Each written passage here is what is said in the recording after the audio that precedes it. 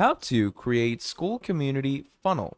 In this video, we're going to be talking about Skool and how you can create a community funnel on Skool in the easiest and most simplest way. So, to start things off, if you want to create a community funnel, what you're going to want to do is you're going to come over to your community page. So from the community section, what you're going to do is you're going to come over to the classroom section over here. You're going to create a new course. So let's say I'm going to give this course a random name. Let's give it a random description. And once we're done with all of that, we're going to click on add.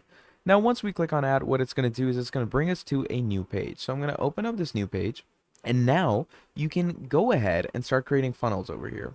So the funnels can be created in different ways and methods. So let's say I'm going to go ahead and add some type of resource link or resource file, which could be a funnel. And you can create funnels through different ways. So you can go to System.io and create funnels, or you can go to any other website, but I would definitely recommend System.io because it has the greatest sales funnels. So create a funnel, add the resource link to this place, and that is how you can create your Skool community funnels in the easiest way. So if you want to set up a Skool community for yourself, you came to the right video, because in this video I'm going to be walking you through the steps in which you can easily have a fully developed Skool community. So to start things off, to set things up, what you're going to do is, first of all, you're going to invite a few people into your community. So for that, you're going to come to settings. And once you come to settings, what you're going to do from there is you're going to go into the tab where it allows you to invite people. Okay. So what you're going to do before that is you're going to make sure that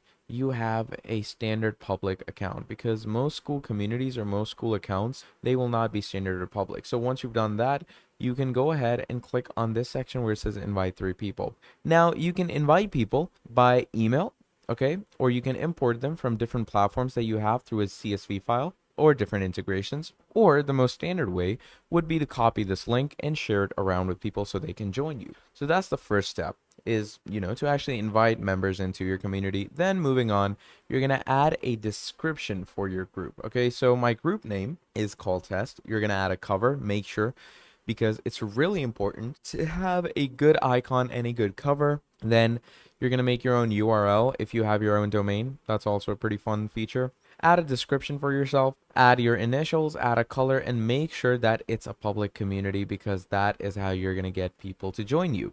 Then once you're done with all of that, finally, you're going to go ahead and write your first post. And you're going to make sure that this post is fully developed with actual desire of teaching, okay? Because that's what Skool communities are all about. And the more quality you have in your posts, the more likely you are to set up a well-developed Skool community, and you're going to grow pretty quickly from there. So that's pretty much about it. That is how you're going to set up a Skool community. It's pretty easy, so let's get straight into it. Now, to start things off, you're going to come to skool.com, and here you're going to come to discover communities or create your own. So you're going to click on create your own, and what that's going to do is it's going to take you to a sign-in section. Now, in the sign-in section, what we're going to want to do is we're going to add an email, first name, last name, and password. So I'm going to go ahead and add my first name, last name. We're going to set a password, and for the email, it could be anything. You could go with a Gmail, you could go with a Hotmail, Yahoo, whatever you use. I'm just going to use my temp mail that I have, and I'm going to click on sign up. Now, once you click on sign up, it's going to basically send a verification code to your email. Mine is 7620. So I'm going to simply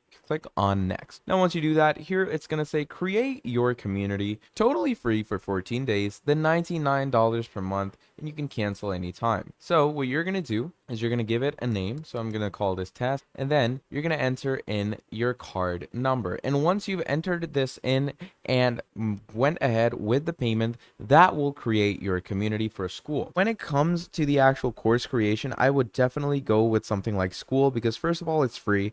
And the course creation process is so simple. You're only going to need a name, a description, an image, and then you can start adding things into your course. So that's why I personally think Skool is a great software, and it's a tad better than Kajabi. Skool, on the other hand, is totally free, which is why I would definitely urge you to use Skool if you're budget friendly. All right, I would say is definitely a newer platform. It just started off, and obviously it has much more features to bring, but it's still a relatively very easy and fun platform to work on, where it gives you the open repertoire of making new courses and actually getting a lot of membership plans. Okay, and the best part about Skool is that it's totally free. Okay, there's no pricing plan, which is pretty incredible. So if you're budget friendly, Skool is definitely for you.